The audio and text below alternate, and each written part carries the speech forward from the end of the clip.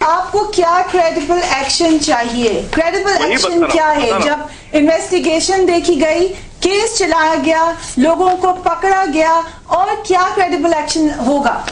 وہی بتا رہا ہوں کہ کریڈیبل ایکشن بھارت نے یہ بتایا کہ ان کو تو حافظ سعید تو فری ہے اور وہ تو باقاعدہ بھارت کے خلاف اور نئے نئے اعلان جنگ کر رہے ہیں۔ دوسرا ہے کہ لکھوی وغیرہ جن کو پکڑ کے بھارت کے حوالے کرنا کا مانگ کی، وہ ابھی تک نہیں ہوا ہے۔ تیسری بات ہے کہ پاکستان میں جو بھارت کے خلاف آتنکوادی گتیویدیاں جاری ہے اس کو بند کرنا اور اس کے انفراسٹرکچر کو ڈسمینٹل کرنا، یہ بھارت سرکار نے سنسد کو، دیش کو دیا ہوا وچن ہے۔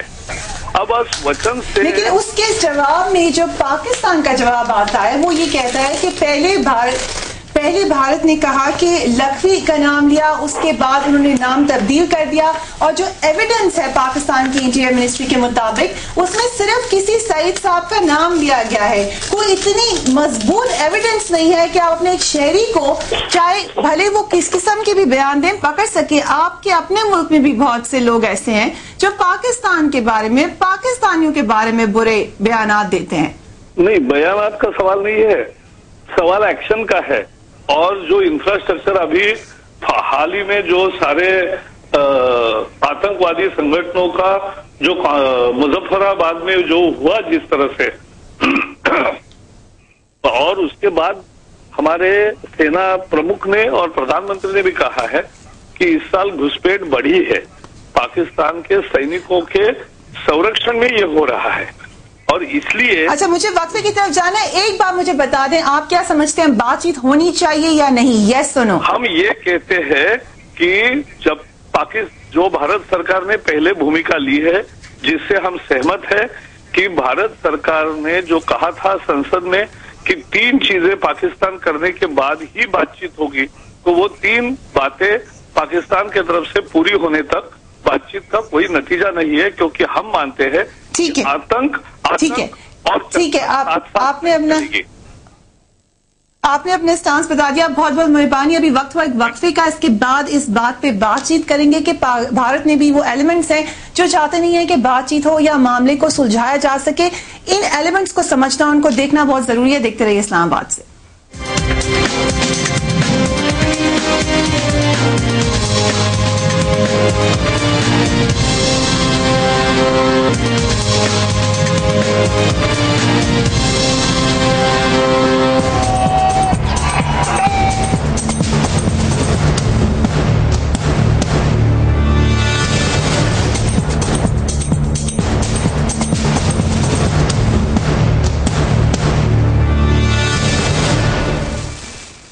پاکستان انڈیا ٹاکس پہ ہم آج بات چیت کر رہے ہیں۔ عماد، آپ نے ابھی بات بھی سن لی، دونوں ملک سے کوشش ہوتی ہے کہ بات چیت ہو، اچھی امن کی باتیں ہوں، مگر اس کے بعد پھر ہارڈ لائن ایلیمنٹس آ جاتے ہیں۔ کس طریقے سے دیکھتے ہیں آپ ان کو؟ پریشر ڈالتے ہیں حکومت کے اوپر؟ دیکھیں جی، بات یہ ہے کہ جس طرح الزام ہم پہ آتا ہے کہ آپ گیون کر دیتے ہیں ہارڈ لائن ایلیمنٹس کو، تو یہ بہت ضروری ہے عالمی انٹرنیشنل ساری کمیونٹی کو کے لیے یہ جاننا کہ جو ہارڈ لائن ایلیمنٹس اگر ادھر ہیں تو وہ وہاں بھی ہیں۔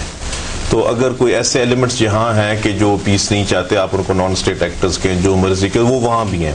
ابھی ایون ممبئی اٹیکس کی اگر بات ہوتی، ٹھیک ہے، ابھی اس پروگرام کے اس میں پرویو میں شاید نہ ہے سارا ریپیٹ کرنا، لیکن آبویسلی وہاں بھی کچھ لوگوں کی اس میں انوالومنٹ تھی۔ اور اگر ٹاکس ہونی ہے تو دونوں طرف سے فلیکسیبلٹی ضروری ہے۔ جس طرح آج میں فیل کرتا ہوں کہ جس طرح فورن سیکرٹری ٹو فورن سیکرٹری ٹاکس ہوئی، وہ ایک اچھا سٹیپ تھا، اور آگے جا کے اس میں مزید سکوپ ہے۔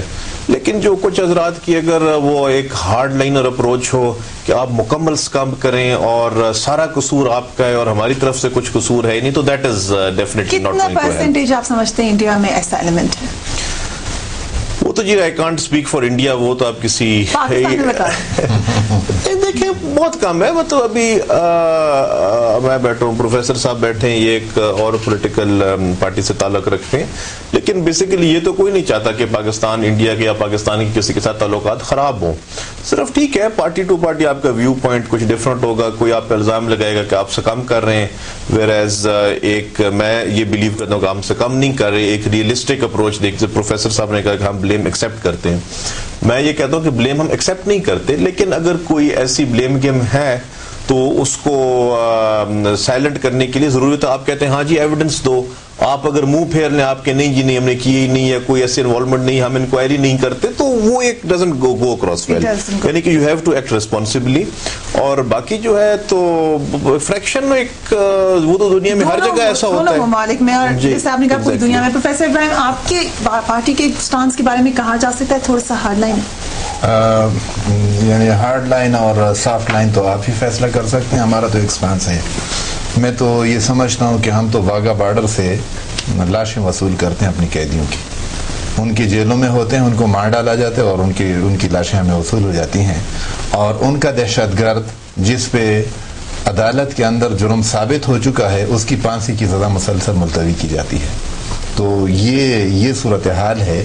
اس صورتحال میں جب ہمیں یہ تانے ملتے ہیں کہ آپ کچھ ایکشن نہیں کر رہے، تو پھر ہم اپنی حکومت سے کہتے ہیں کہ آپ بلیمز اپنے اوپر لے رہے ہیں، اپنے سر لے رہے ہیں. تو آپ کیا سمجھتے ہیں حکومت کا کیا سٹانس ہونا چاہیے؟ حکومت بات چیت ہونی چاہیے. ان بات چیت سے مجھے انکار نہیں ہے، لیکن بات چیت کے لیے جولی پہ لانا اور ان کے پیچھے پیچھے جانا یہ بھی مناسب نہیں ہے. ہم یہ درخواستیں دیتے رہیں اور ان کی طرف سے مسلسل انکار ہوتا رہے تو یہ تو پھر بات چیت نہ ہو، یہ تو کوئی اور. تنویر صاحب، آپ کس طریقے سے دیکھتے ہیں ڈپلومیٹک لیول پہ کس طریقے سے بات چیت ہونی چاہیے؟ دیکھیے، بات چیت کا جو تعطل ہے وہ میں سمجھتا ہوں کہ اس کا پاکستان کو ہمیشہ زیادہ نقصان ہوتا ہے، کیونکہ ہندوستان ہمیں حقیقت پسند ہونا چاہیے. وہ اس میں ہوتا یہ ہے کہ جب تعطل ہوتا ہے تو Hindustan new facts on the ground تیار کر دیتا، بنا دیتا ہے. وہ واٹر سے متعلق ہوں یا کسی اور چیز سے متعلق ہوں، جب صورتحال پھر دوبارہ اس کو نارملائز کرنا پڑتا ہے، بین الاقوامی برادری اس میں آ جاتی ہے، دباؤ آ جاتا ہے، تو اکثر یہ ہوتا ہے کہ ہم کچھ کھو چکے ہوتے ہیں. سیاچل میں وہ آگے ہوتے ہیں یا کوئی بلر براج پہ کچھ اور پروگریس ہو چکی ہوتی ہے، یہ چیزیں جو ہیں وہ بدل چکی ہوتی ہے ٹو آر ڈس ایڈوانٹیج. تو اس لیے بات چیت تو ہونی چاہیے. آج جو تھا دیکھیے بڑی سمپل سی بات ہے، 14 مہینے ہندوستان نے دنیا بھر میں شور و غبار کیا کہ جب تک یہ شرائط منظور نہیں ہوں گی ہم بات نہیں کریں گے. واجپئی صاحب کے جو پیروکار ہیں وہ ابھی یہ کہتے ہیں، حالانکہ ان کی اصل حقیقت یہ ہے کہ وہ چاہتے ہیں کہ ہندوستان پاکستان مذاکرات اس وقت ہوں جب ان کی حکومت پاور میں ہو. انہوں نے ہمیشہ وہ تیار رہے ہیں مذاکرات کے لیے. واجپئی صاحب لاہور آئے اور سب کچھ ہوا. تو اور کہتے ہیں وہ جو پیریڈ تھا اس میں شاید سب سے زیادہ وارم اپ ہو گئے. جی بہت اچھے.